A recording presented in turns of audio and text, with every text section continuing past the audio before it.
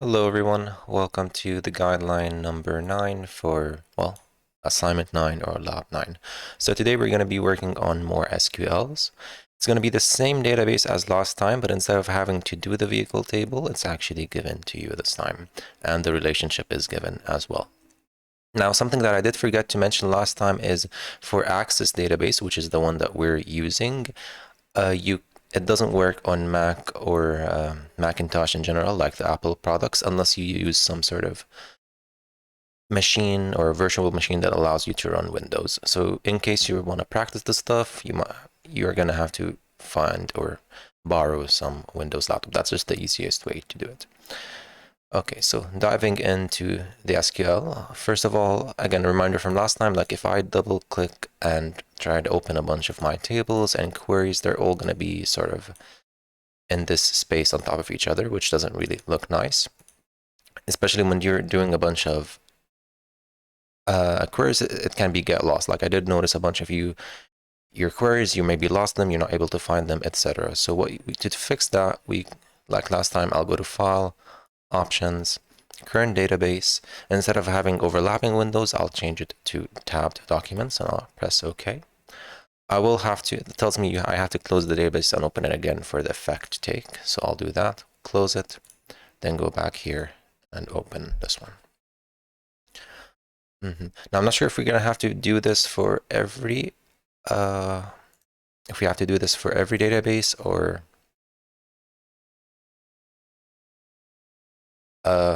actually, that's what we have to do. Like for right now, we have to do it for every database. I'm not sure if there's a way to make it just in general for everything. And by the way, when you open it, when you open your database, you will get this sort of very similar other database that has a lock on it. This serves like a backup in case something goes wrong and like your database crashes.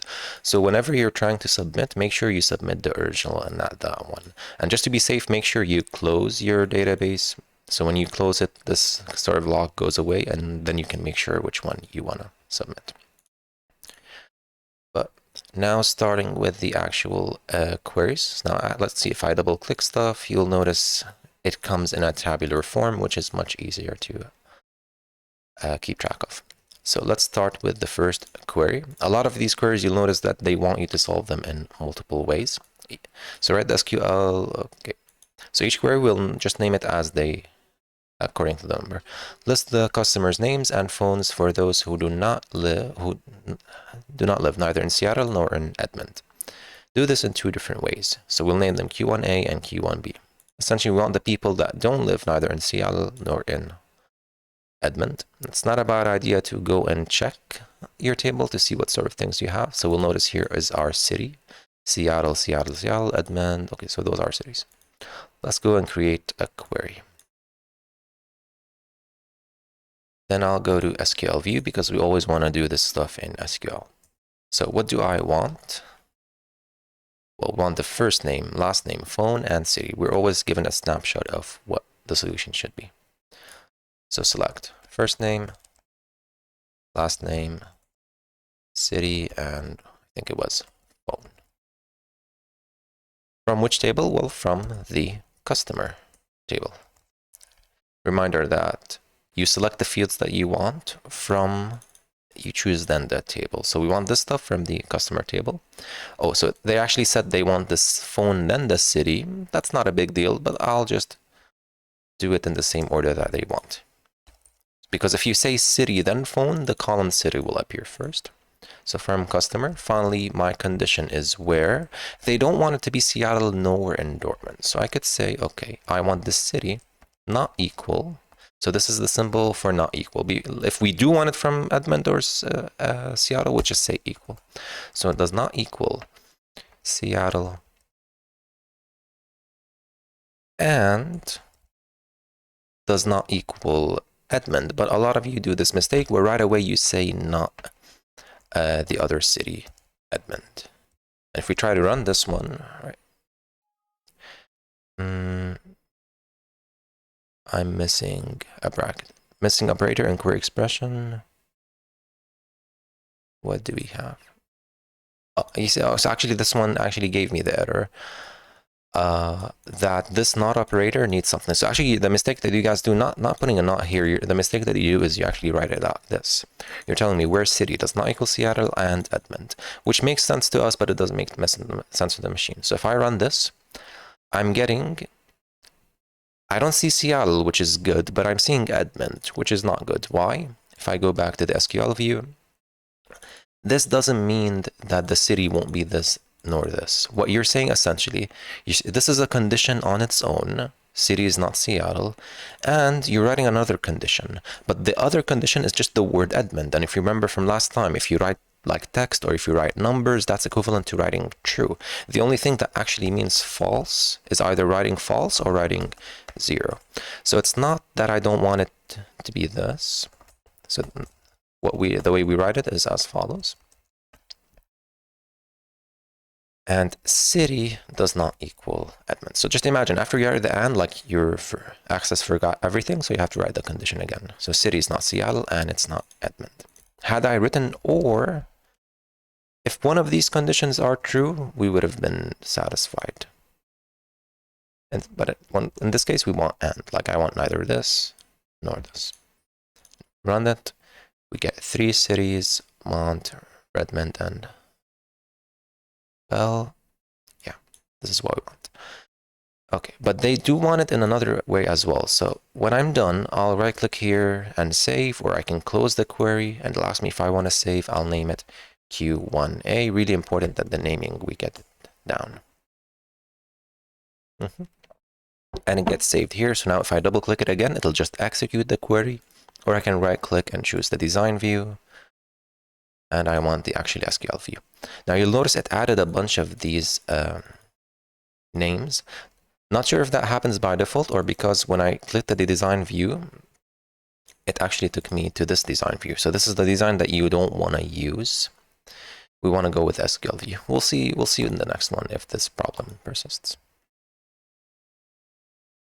So query 1 or query 2, query 1b we're going to be doing now. So same thing, I want first name, last name. And in this stuff, the case sensitivity doesn't matter. So if I say first name, last name, if I then say like phone in capital and then city in low, this doesn't matter. It's not case sensitive. So from, even customer, I could lowercase. But this time your condition is, same thing, I don't want it to be Seattle admin, but I want to do it differently. Now, somebody asked, hey, could I do the following? Could I go to customer and just say I want it to equal everything else? Like I'd say I want it to equal this city and this city and this city. You'd get this, you get the correct output, but it's not really the correct answer. Like I don't want to say where city equals everything else. Like it should equal, according to the screenshot, Redmond. We don't want that. Why? Because the question isn't asking that. The question is asking, I don't want Seattle and I don't want Edmond. Currently, we only have 3 other cities. But what if we add a 4th city? If you write your query as equal, like I want it to equal Redmond or equal, etc. If we add a 4th city, it won't work. We're going to have to and then update this query to add that 4th city into our mix. So we still want to use the not equal idea. We could use lists. So I want my city to be in a list, and we write a list by putting it between parentheses. So I'd say Seattle and then Edmond.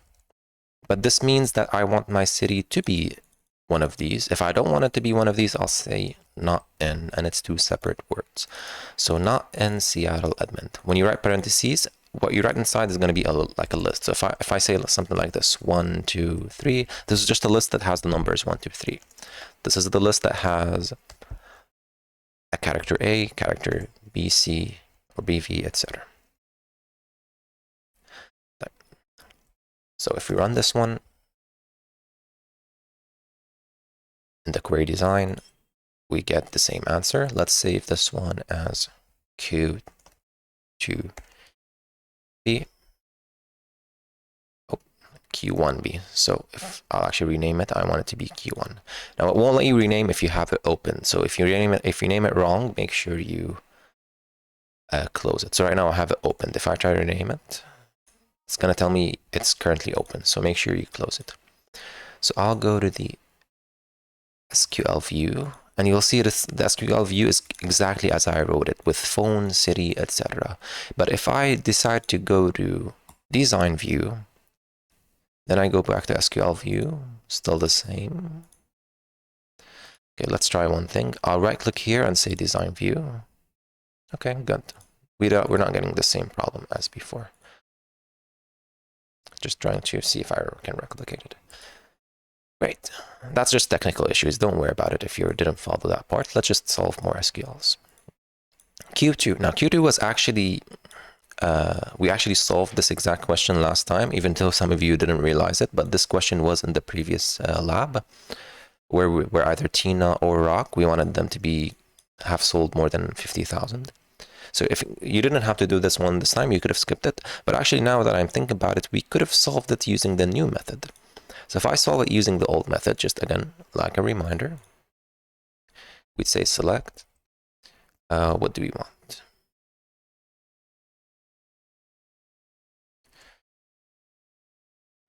Okay, so sale ID, sale date, total, and nickname. All the stuff should be in the... okay, it seems like it's here in the sale table. So we'll say from sale, where previously our condition was the following. We'd say we want the nickname to be Rock, or we want the nickname to be Tina. I'm purposely writing it like this is not the same case as Rock, and it's not the same case as Tina, to really show you when does it matter, when does it not matter. And we had to put these between parentheses and say, and I want them to have a total sale of bigger than 50,000. And we get the right answer. So this is what we did the last time. Again, if you didn't put the parentheses, it won't work because now this and is stronger than the or. It's only going to be working with these two. So we add the parentheses. So this and is almost like it's like this condition is being applied for both Rock and Tina. So really, it's either Rock getting paid more than 50,000, or it's Tina being paid more than, not paid, has sold more than 50,000.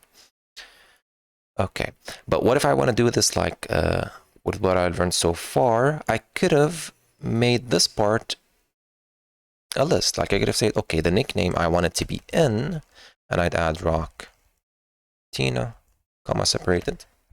Because what if you had a bunch of more names, right? So I don't have to say or, so nickname equals Rock or Tina or Billy or etc. So I don't have to keep adding that a bunch of time. I could just put it like a list here. So what am I saying? I want nickname to be in this list. So essentially I want it to be Rock or Tina, and I want them to be paid more than 50,000. And it works. But very important, the order of the brackets. The first bracket is making sure that Rock or Tina is being added with total. The other bracket is for the list. So the list made up of Rock or Tina. Cool. Save this as query 2. Again, you didn't have to do this part, so if you didn't, it's okay. Query 3. Find the customers' names, addresses, and phones for those whose zip code starts with 981. So you want the zip code to start with 981. A lot of you try to do the following. You try to say the phone equals 981 or starts with 981, but no, they want the zip code. So I'm actually going to do this without looking at the table. So first, let's close all the tables. Create query SQL. So what do they want? This has to do with customer, so it's probably going to be in the customer table, right? And the condition we're looking for is zip. So I'll say want the customer name. So first name,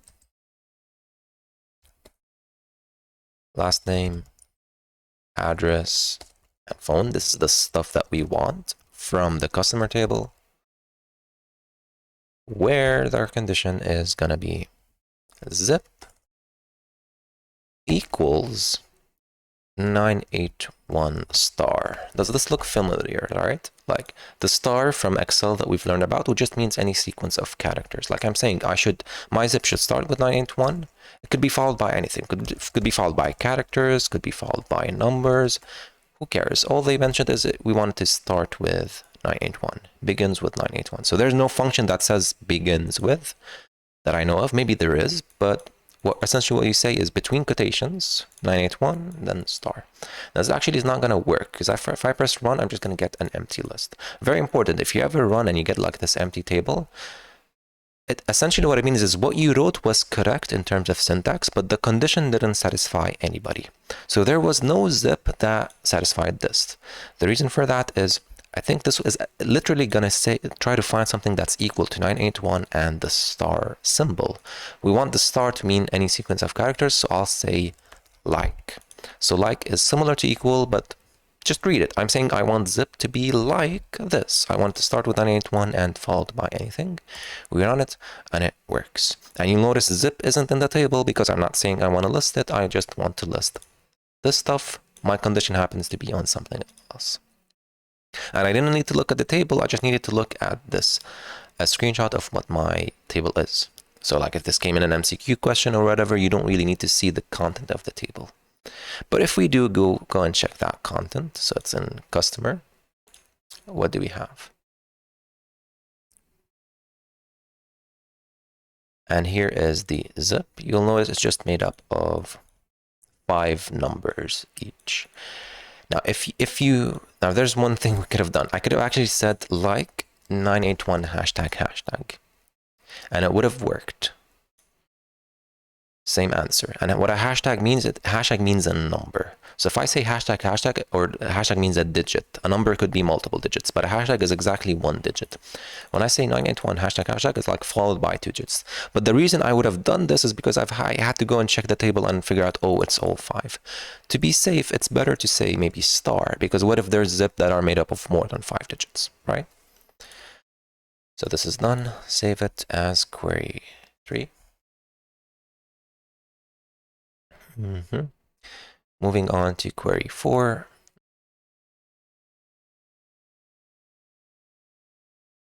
Display VIN of high luxury car models that were sold. So okay, this is when things started becoming interesting. They're saying use the subquery QA.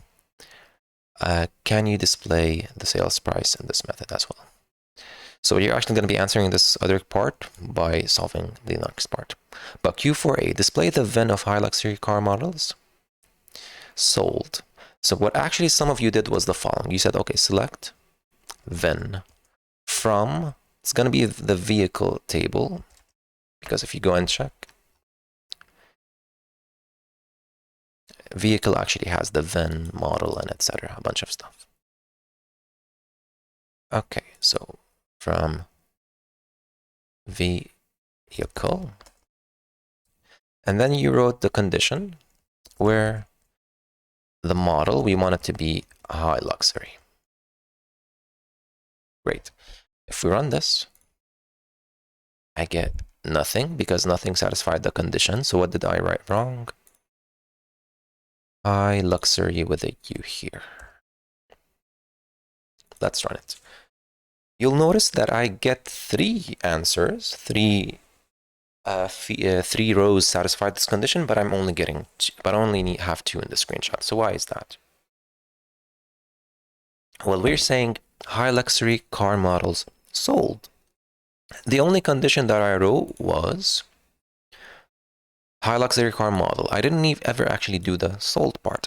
And that's because the vehicle table, actually, let me show you. So instead of, you don't always want to go up and check the screenshot, you could always open the relationship right here. So database tools, relationships.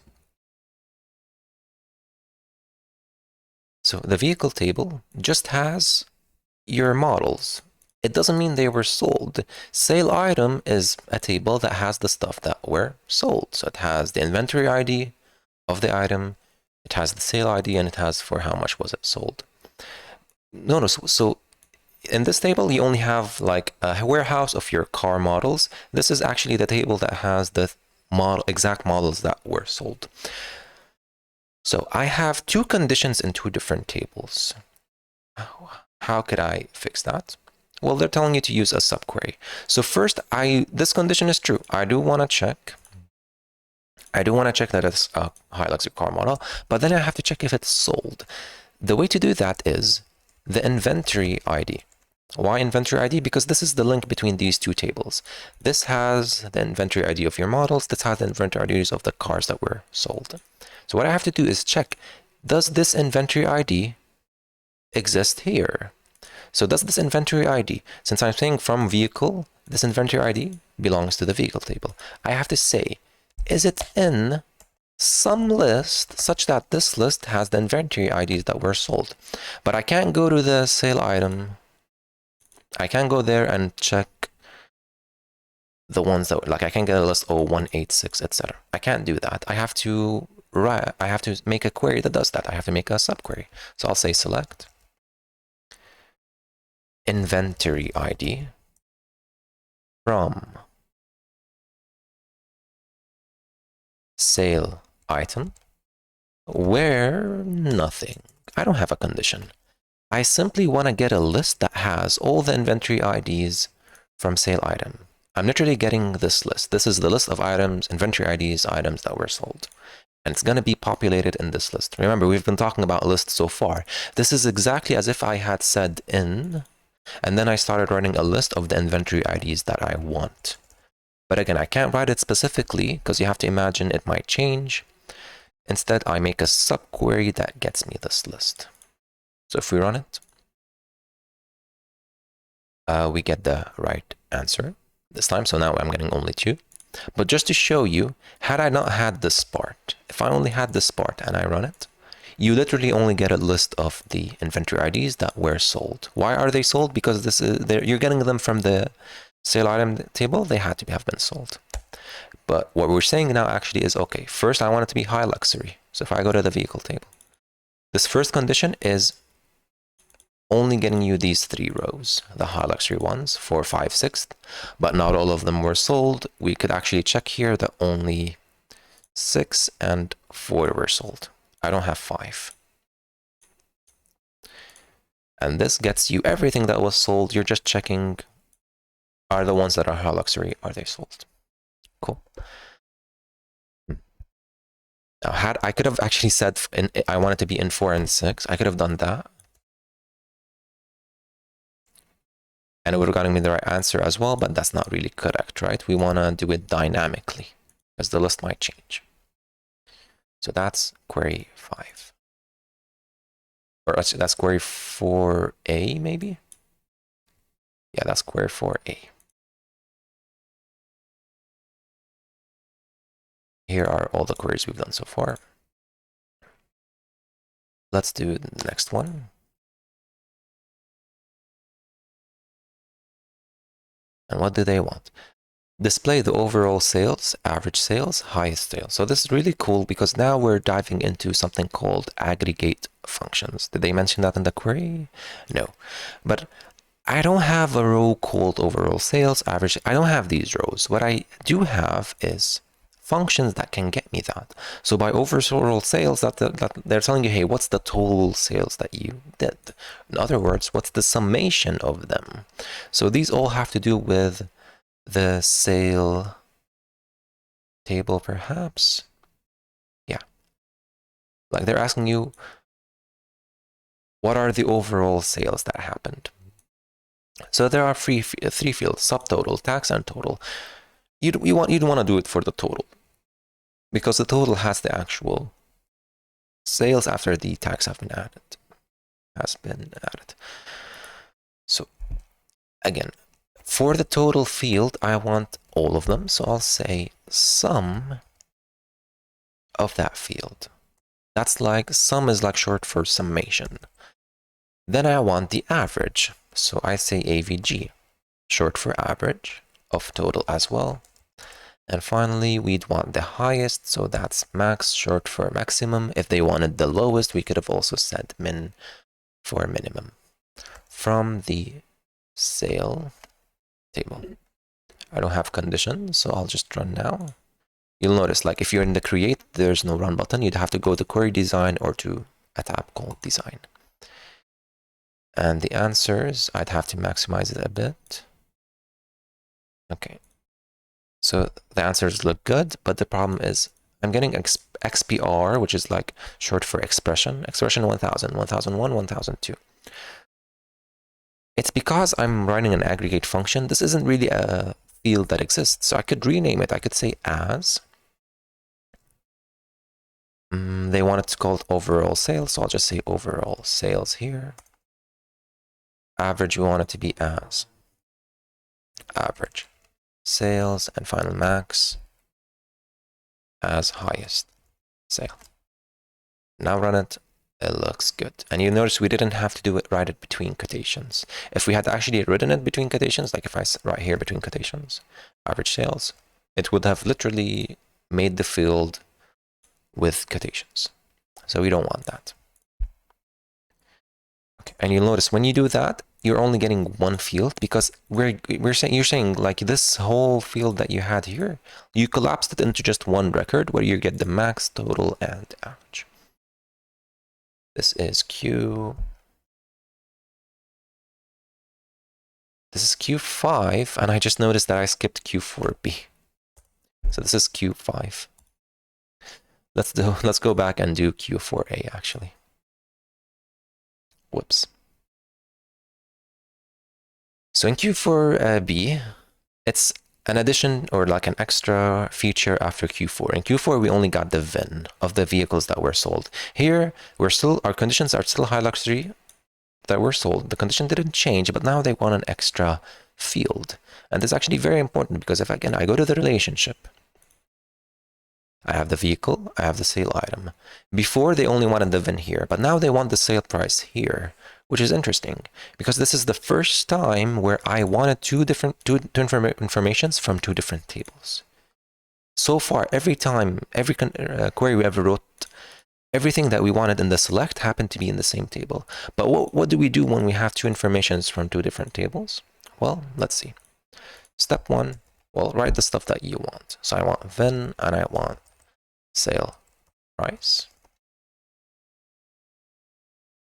from two different tables. So I'll list those two tables. I want it from vehicle and I want it from vehicle is such a hard word to spell. Vehicle and a sale item. Okay. Now the interesting thing is since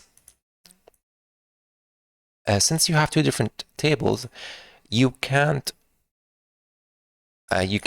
stop here. Like if I run this part, if I say query design and I say run, notice how many different records you get. A whole bunch. Why? When you put two informations from, or when you put two tables in your from, it's gonna get the first record from the vehicle table and concatenate it with every other record here. Like notice in the vehicle and sale item, or yeah, it got this record, it's concatenated it with every record that you had here. Then it got the other one, it's concatenated it with every other record you had here. Now not every record is true, right? So to fix that, we could say in my where I want the inventory ID. Like whenever you're joining two tables, you have to see what's common between them. The common thing between these two tables is the inventory ID. So I'll choose that. I want inventory ID from one table to equal inventory ID from the other. But the problem is if I try to run this now, inventory ID could refer to more than one table.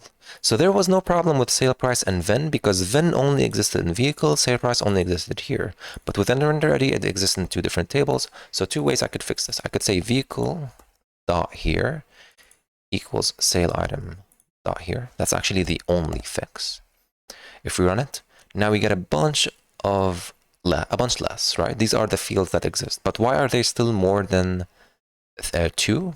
That's because we didn't choose high luxury. So technically, these are all the models that were sold. These are all the cars that were sold. If I want high luxury, I'd have to add a condition. And from the vehicle table, we want the model to be high luxury. Run it. We're only now getting these two fields. But very important idea here, when you have two informations, or more than two informations, in different tables, you'd have to, well, select those two tables, but very important that you join them together in a certain way.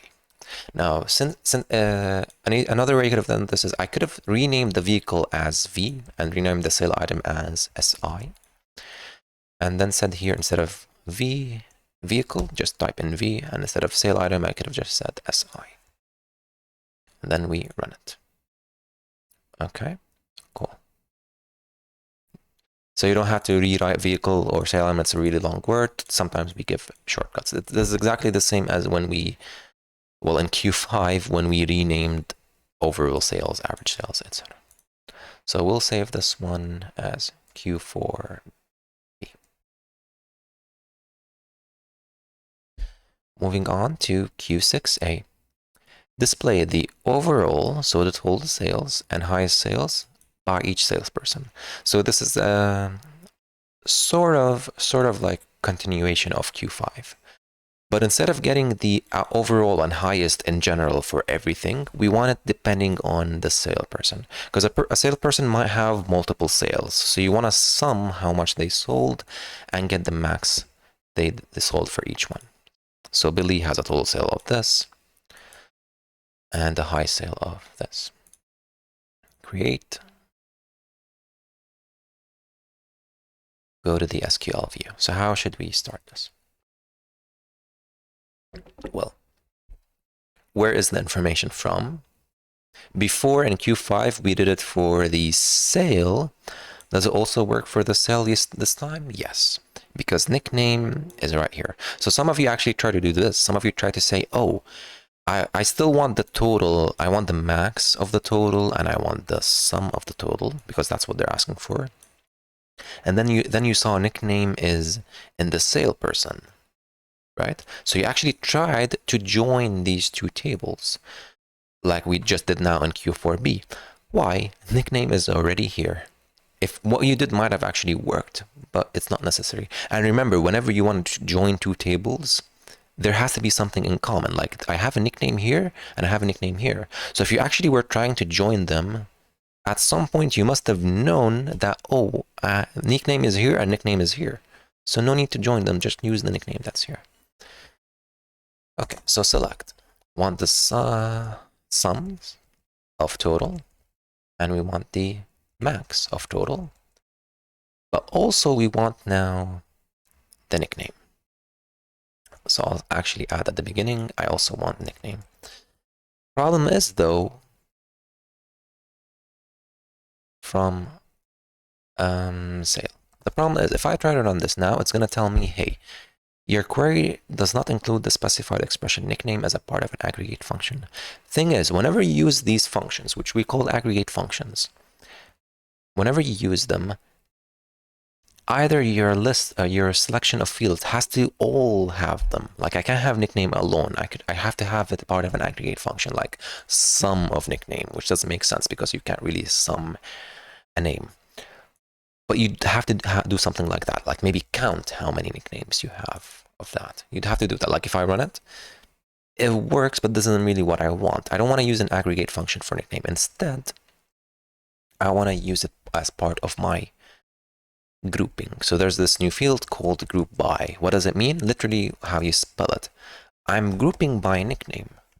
That's literally what we want. We're getting the total sales, highest sales of each individual, and we're grouping them according to their nicknames.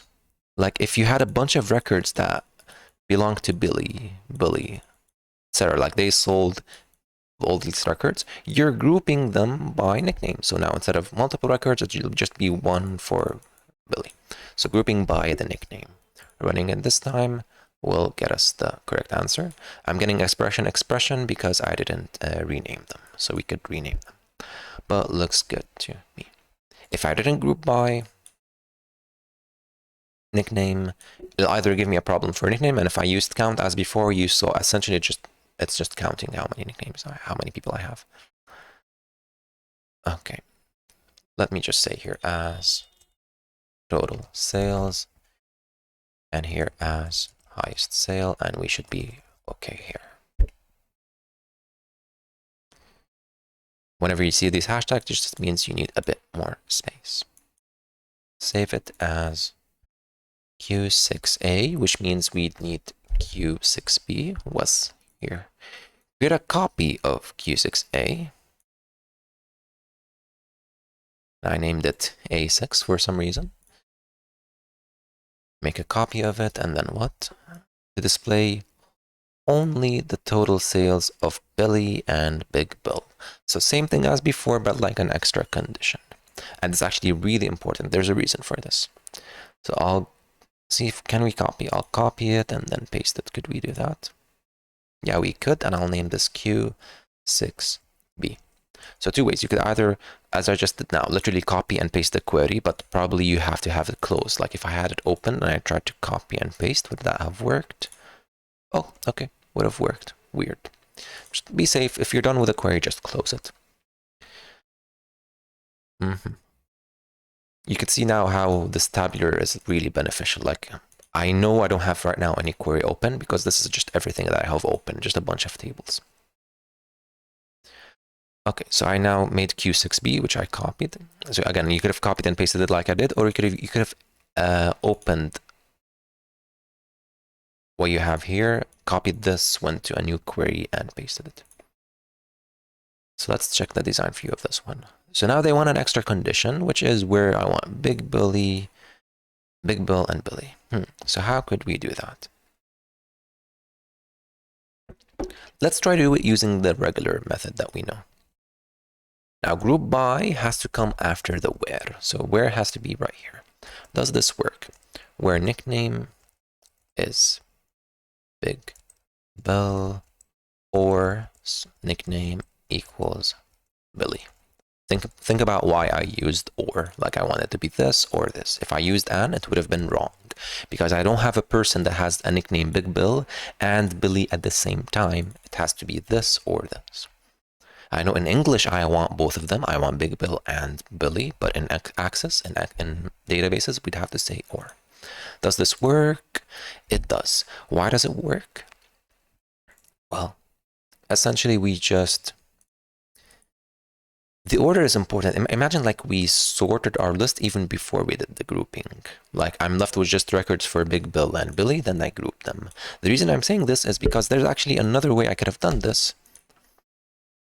Actually, I'm not sure if there's another way. No, let's actually solve the next part, then I'll go back to this and see if it works. But this works fine, we'll close. So I do have an idea in my head, but we have to solve maybe either Q6C or Q6D before I can express it. Create a copy of query 6A. So again, query 6A, we want to copy it. Copy and paste, name it as Q6C. Modify it to display only the nicknames that are between 50 and 80,000. Okay. And actually, this may have the idea that I want. So if I try to do what I did before, where I say where I want the. Okay, so notice one thing. If I try to use total sales, it's going to cause a problem. If I say I want total sales to be between 50,000 without the comma, because comma is for separation, and 80,000, what is it going to say? What is total sales? Like you're naming this field total sales, but you can't really use it in conditions here. Why? Let's actually go back for a second at Q6B. If I renamed nickname as N and then used it here, would it have worked? It would have asked me what N is. So I'm renaming them, which is true, but I can't really use them in the where condition. The only thing that might be fine if I had, which one? Maybe it was Q4B. In the where, if it was a table, for some reason, that's okay. But for the fields, that's not okay. Like you could rename tables and use them, but when you rename fields, it doesn't really work. Okay, so I can't use total sales. Instead, I want to use the sum itself. So I want this to be between. But we'll run into another problem. Cannot have an aggregate function in the where clause. So aggregate functions, they're gonna need their own special condition. So instead of where, you'd use having. And having comes after group by. Let's see if it works. Doesn't work. Syntax error. I need to have having after the group by. Just think of having, it works exactly like where, like it's for conditions, but you'd have it's only for aggregate functions. So if I run it, get the same answer. And is it really for only aggregate functions, or could I've used it here? So could I have said, instead of the where, could I have said here having nickname equal Big Bill or Billy? Okay, that's fine. So maybe not only aggregate functions, I could have used it also for this part. But I usually like to I like to use having when I know it's necessary, right? So here in this case, like having, I had to use it in this case. And we did get Billy and Tina, right? Yeah. Okay, on to the next. Create a copy of Q6C. So very important there for which ones they're copying. Like for this and this, they told you to copy A. Here they're telling you to copy C, which we'll do here. Copy and paste. Q6D. Design view. Modify to display the full name instead of the nickname. So instead of the nickname here, we want the full name. And this will cause not an issue, but it's something that we should focus on. So far we've been working with this sale table. We've been working with total and nickname. But now they're saying, I don't want the nickname, I want the full name of the salesperson. But I don't see first name and last name here, it's here. So this is back to Q4B. I have two informations I want. I want some aggregate functions on total, and I want the first name and last name of the salesperson, informations from different tables. So no problem. I just have to say here, I want first name and last name. And instead of just from sale, I also have sale person. Okay. I feel that I may have skipped a question. But I want a salesperson. And again, we want to join these two tables together. So I'll add a condition here where sale.what. What's the thing that's in that joins these two tables? What's something in common? Well, it's the nickname. I have nickname here and nickname here. So I'll say salesperson dot nickname should equal sale.nickname. Again, the dot, if I didn't really explain it enough, all we're saying is nickname belongs to salesperson. Like I saw a lot of you do the opposite, say nickname dot salesperson, which I get what you're trying to say, but that's not how we write it. You have to say the table that you're working with dot nickname. So nickname that belongs to salesperson. Now the grouping is no longer by nickname. Like if you actually run it, it's going to give you problems. You're trying to group by something that's not there. I think you can only group by the fields that you have here. So we're going to be grouping by first name and last name together. You don't say and, that doesn't work. You have to comma separate them. And you don't only use one of them because that's not enough. What if you have people with two first names? You'd want to group by, or like people with the same first name. I want to group by this whole thing. Let's see if this is enough. Bill Jones, Tina Smith. Yeah, so it seems that's okay. Now, the reason I said I think I skipped the problem because this isn't the only way you could join two tables together. There are actually multiple, there are at least two ways. You could use the where condition, or you could use something that I've been repeating, which is join, join, join. So did I skip something?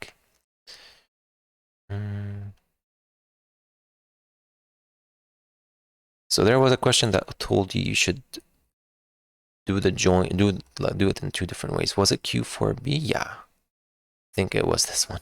I skipped it. They're saying here, do this in two different ways. So there's two ways, like Q4B introduced this first idea of putting two tables together, information from two different tables, and they told you to do it in two different ways. So I only did it in one way. I did it using this way. So now, yeah, I did it using the where idea. So now I'm going to do it in a different way. Let's close the Q60. We're done with that. Now, what I'm about to say, you could have done it in any query that required you to put two informations from different tables. So again, Q4B, we want VIN and sale price from vehicle and from sale item. Now, instead of putting it in the where condition, I'm going to do the following. I'm going to say inner join. So I'm saying vehicle. I want it to be joined with sale item on the following condition. And just so I don't have to write vehicle, actually, let me write it first of all as it is. So vehicle dot inventory ID equals sale item dot inventory ID. It's the same thing as before, but the difference before I said from and I named the two tables. So I just said vehicle and sale item. And then I said where this condition. So it looks very similar to what we're doing here. The difference now is I'm saying, I'm doing it, first of all, I'm doing it in the from condition instead of the where. Actually, in the from clause. So before in the from, we usually just list the tables, and then the condition is in the where, which works. But when you're joining two tables, you could actually not wait until you reach the where. You could do it right away in the from. So I'm saying vehicle, inner join, so two keywords separated by a space. The next table, on, what's the condition? Well, the inventory ID has to be the same. Close this, run it. I'm missing something, which is I do have a where condition need. I want the model to be high luxury.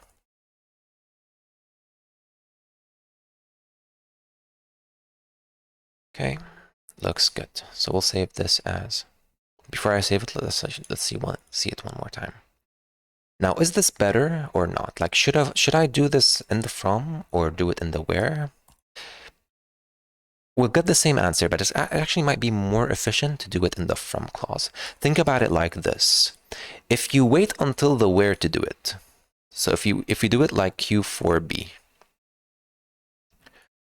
where we're waiting until the where to do it, essentially what you did in the from, remember when I said you're getting the first record from here and concatenating it with every record in the sale item, that's what you did. So if you leave the from like that, you imagine you got the two tables and you made a big table that has all these unnecessary records. Then in the where condition, you filtered it down to only keep the ones that are true, like where the inventory ID equals inventory ID. Because the record where you're concatenating inventory ID 1 here with inventory ID 8 here doesn't make sense. Like, it's not the same model. Like, you're concatenating the model 1 with the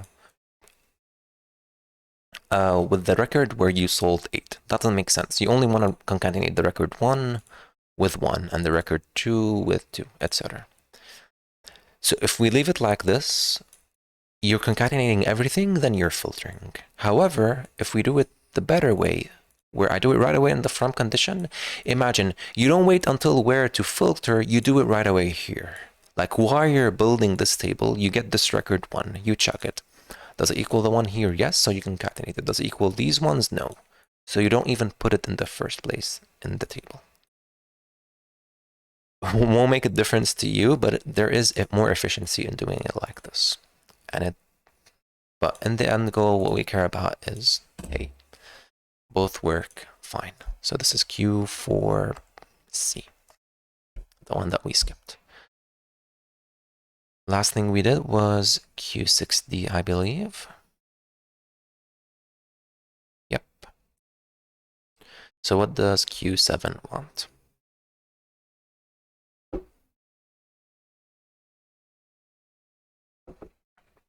So there's a whole bunch of things that we want. I wonder if this is just star, maybe not. So I want first name, last name, sale ID, subtotal, and commission. So a bunch of stuff. I think this stuff is from the salesperson table. Check our relationship, salesperson. There's the first name, last name. There's the commission rate, but there's no subtotal. So we might actually have informations from two different tables too as well. First name, last name, that's the salesperson, and subtotal is right here. Yeah, so we have two different tables. No problem. Let's begin. Make a query.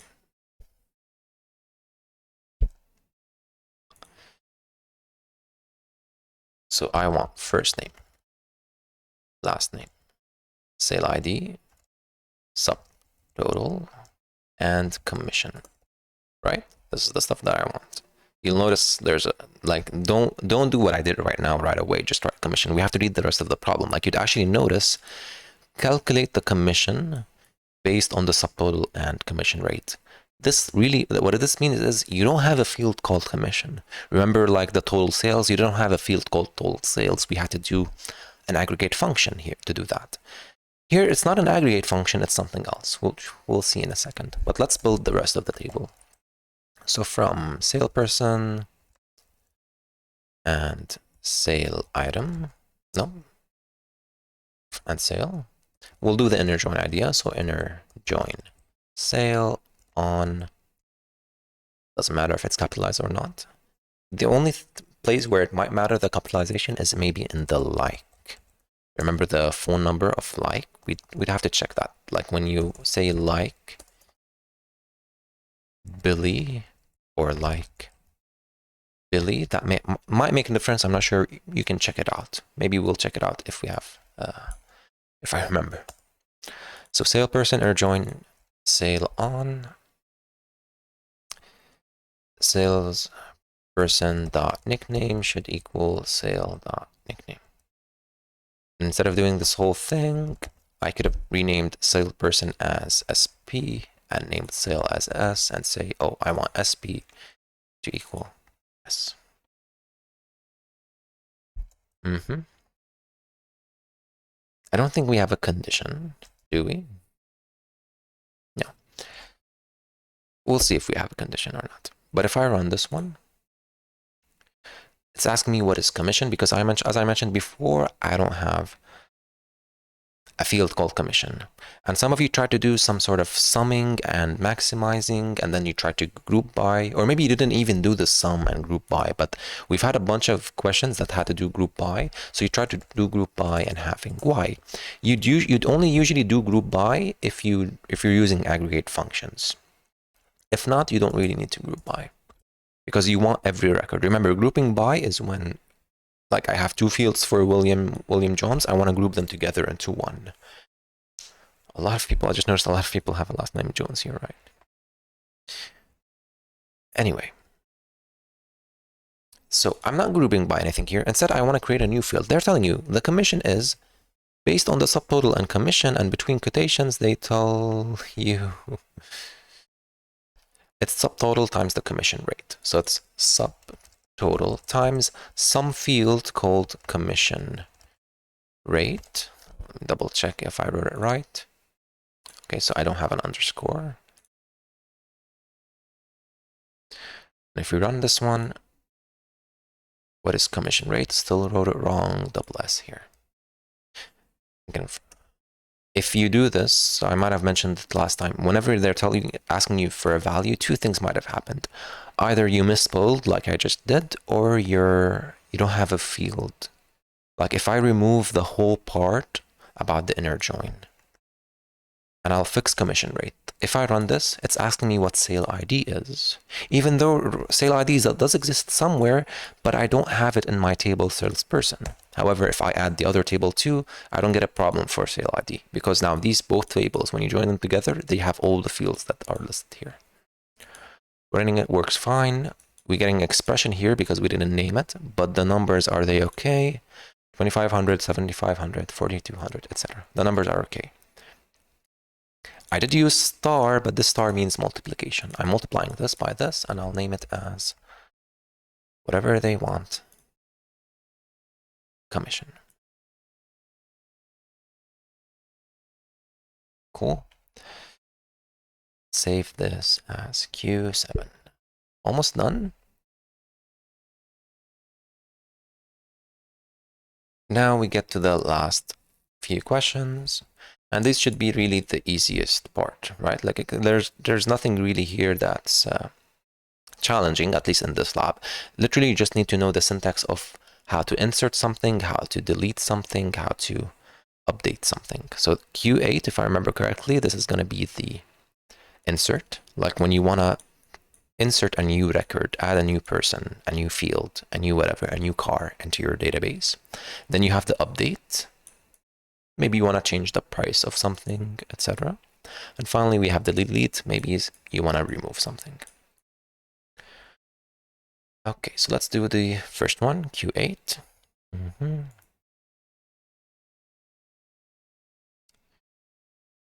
Insert SQL. So this is actually the first SQL that is not going to have the word select in it, because usually select is when you're essentially like you're building a mini table depending on fields. But here you don't want to build a table, you want to insert a record. So literally insert into, and we name the table, which is going to be, so hiring a new salesperson. So insert into salesperson, and then we'd want to put the values. Now I'm going to actually have to double check the syntax for how we write this. So again, I told you there's nothing challenging here. It's just we should write it the correct way. So I think we do it like this. Now, since I'm going to be inserting everything, there's no... So one way of doing it, in the salesperson, between parentheses, you type in the fields, like what are the things in salesperson. Like I say nickname, last name, etc. I could put all the fields of that, or only the fields that I want. Like say you only got a customer and all you know about them is their nickname and their last name. And I say here, okay, I'll say the nickname is test1, or let's actually give some name, and then last name. If we try to do that,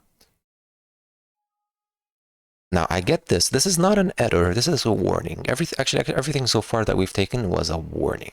But this is not a warning that you wrote something wrong. Whenever you want to insert, update, or delete, it's going to tell you you're about to modify your database. Are you sure? Once you click yes, you cannot undo the command. Like you're about to append one row. So I'll press yes. Cannot append. I have some missing fields. Okay. So I think in this particular database, the way that the table is made, you actually have to fill every field. Like I have to fill the email and all that. But some tables, they might not have this restriction. Like some tables, you'd at least have to put the primary key, which in this case is the nickname, and then whatever fields you want. So this would have been enough in some tables. But in this case, we want to put all the fields. And if you're going to put all the fields, you could name them all here, or since you're already, you're going to be putting in them all, no need, you just put the values right away. So what do we want? Make sure you put the stuff between quotations like names, etc. Whose name is Thomas Jackson. So there is some analyzation that you have to do. Don't write for me right away, Thomas Jackson. That doesn't work. Go to the customer table. You have to put it in the right order. First thing is nickname, then the last name, so Jackson. Then the name, Thomas. Then hire date. So what's the hire date? They're saying 5 May 2010. And I'm not sure if we write May right away it works, but we'll write a number to be safe. So the 5th month. So 5th day, 5th month, 2010. Do I need to put quotations for this one? We'll check. And then we put the wage rate, which is 15. Numbers might not need quotations, but don't put $15. Like if you go to the table, you'll notice that the currency is in dollars for the salespersons. Don't put that. You just put 15, and on its own, when it gets inserted, it will be treated as $1. So just 15. Now the 12.5% is interesting because they're saying the commission rate is 12.5%. Not sure if it's gonna work. We'll see. It might or might not. And then we have the number. Numbers do need to be put between quotations, I believe, because it's not an actual number, like there's dashes and stuff like that. So it gets treated like a text. And finally, email, put that too. Okay, now if we try to insert, I don't think it's going to work from the first try. Yeah, so first of all, they're telling me expression wrong in 12.5%. Like, I think this is similar to the dollar, where you don't want to put what it is. So I'll just say 0.125. Why? 12.5% is simply 12.5 divided by 100, so 0.125. So I have to insert it like this. If I actually try to insert 12.5, when you put it in the table, it's going to be treated as like when you put it in the table, it'll get multiplied by 100 and it'll be this much, or maybe this much. And when this gets multiplied by 100, it'll be 12.5%. Like the actually thing you need. Like what happens when you're inserting 12.5%, you're inserting 12.5 divided by 100, but then the table multiplies it by 100, so you're just left with 12.5, because the field type is percentage. When you have a field type is percentage, you should only give it values between 0 and 1, and then it multiplies them by 100. So you either get 0% or all the way up to 100%. Is this enough? You report to append one row. Let's see. Okay, I press yes and I don't get any problems. So apparently the date is fine. Why? Did I write 2012? It should have been 2010. So the date is okay as it is. If I now try to append again, it's not gonna let me. So I think the other problem, if you try to append again, remember, nickname is unique. It's the primary key. So right now, I already inserted Tom. We haven't checked it yet, but I'll go and see.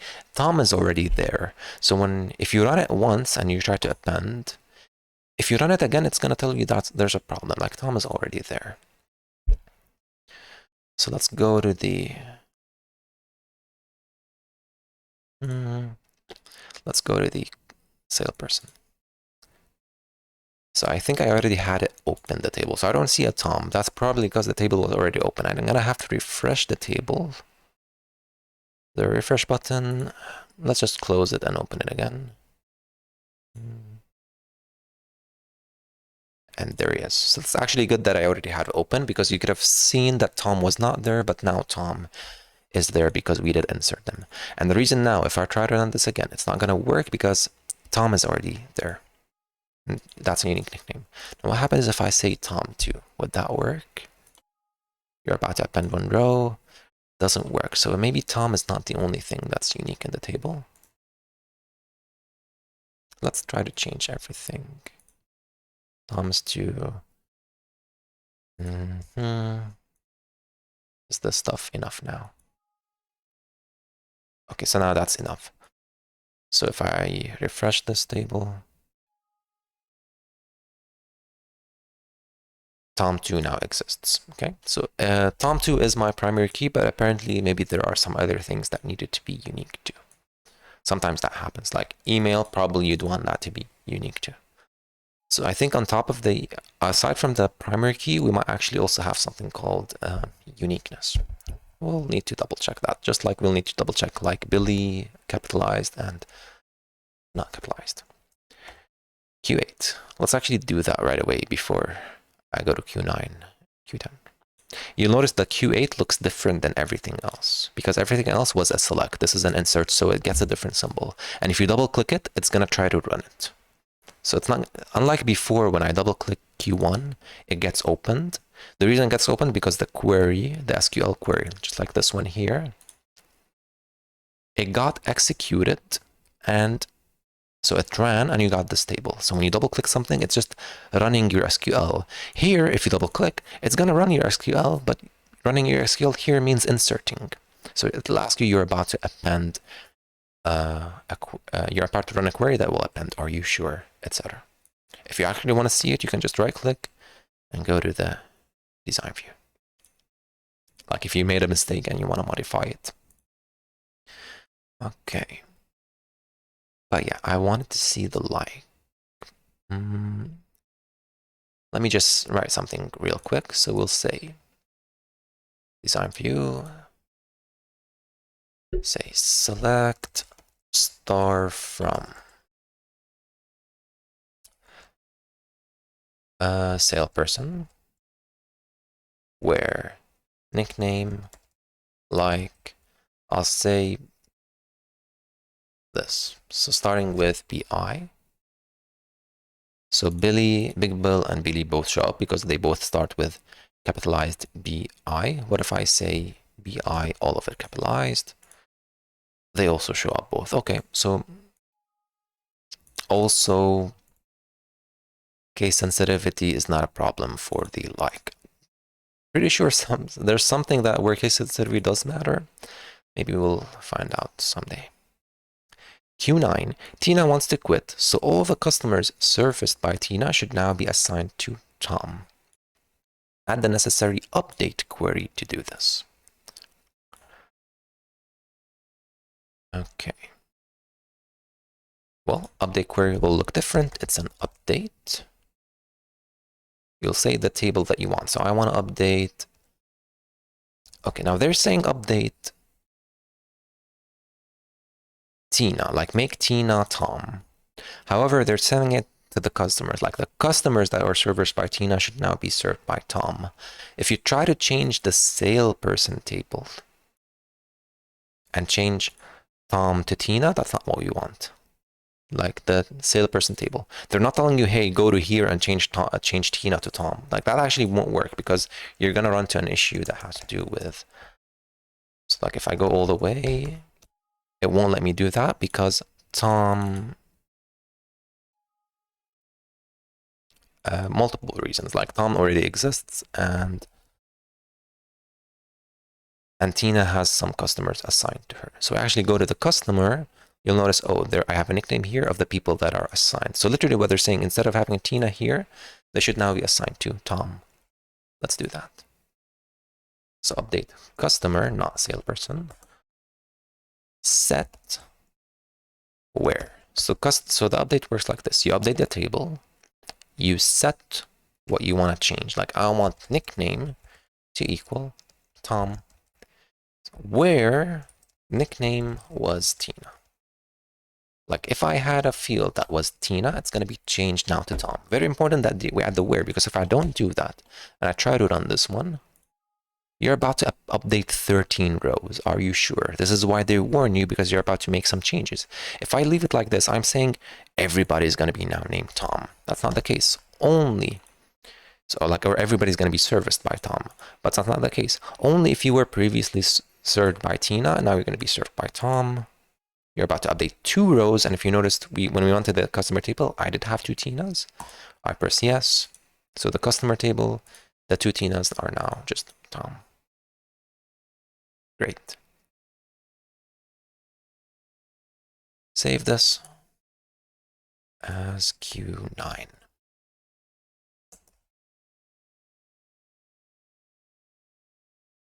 You'll notice again, it looks different than the select. It even looks different than the insert. I guess the exclamation mark means like it's the warning. The plus is like an inserting, like you're adding. And here this looks like maybe an eraser and a pencil. It's a bit small, the icon. Like you're erasing and updating, which is cool. Like they mean what they look like what they mean, or what they do. Last part. Q10. Now it's time to remove Tina from salesperson. Oh, one quick thing. If you're trying to do the update in the labs at Bliss, first you might have gotten an error that said a query is corrupted. So there's something wrong currently, maybe with the labs. They need an update, the computers. So in case you got that error when you were trying to do the update, it's not that you wrote it wrong, it's just there was something wrong with the labs. So as long as you wrote it like this, your answer should be correct. Like update the customer, set the nickname to be Tom, where the nickname was Tina. And actually, if you had a problem with Q9, like if you weren't able to run it, Q10 isn't going to work either. Because in Q10, now you have to remove Tina from salesperson table.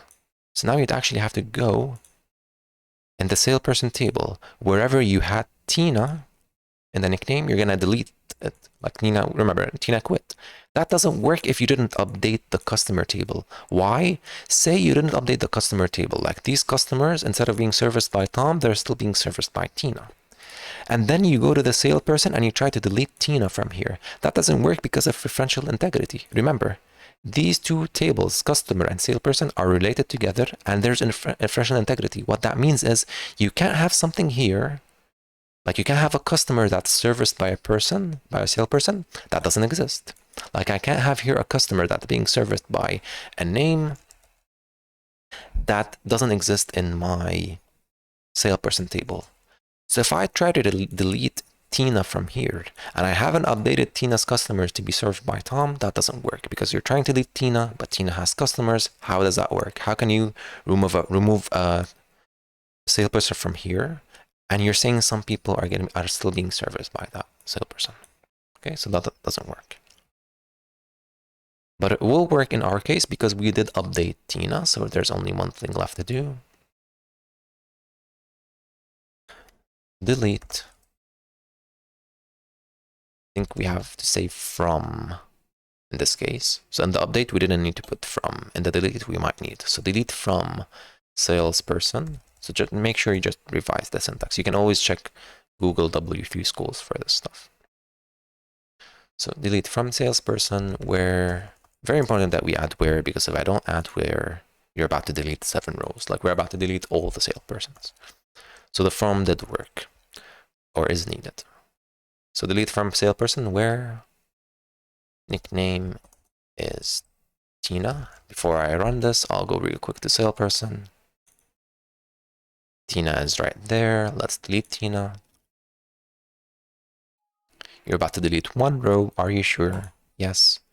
Microsoft can delete due to log violations. I think that's because I currently have the table open, maybe. I hope.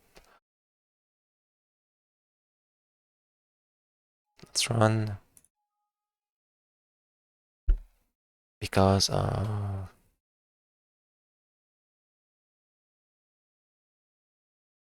weird. I wonder if this is because what I just said, like there are customers being serviced by Tina, but they're saying 0 records, so that might mean, hey, nobody's being serviced. I'll say yes. Say a person, Tina's still there. Why is that? Maybe let's try to close everything else. So close the customer. Oh, maybe because I was trying to update the customer. Or I was trying to do something. I'll just close everything else, just to be safe. Okay, let's run this. About to delete 1 row. Log violation. Weird.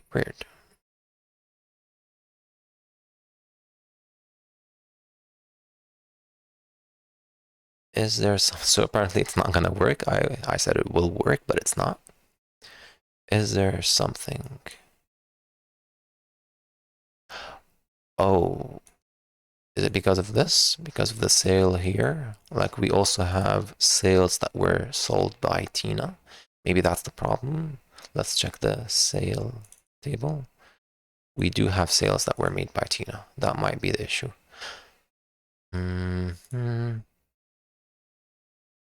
Okay, so let's see if it works. Let's first delete Tina from sale. Like we'll remove the sales that were done by Tina. So we'll delete them from sale. See if that works. Due to log violations. Okay, let me check that for a second.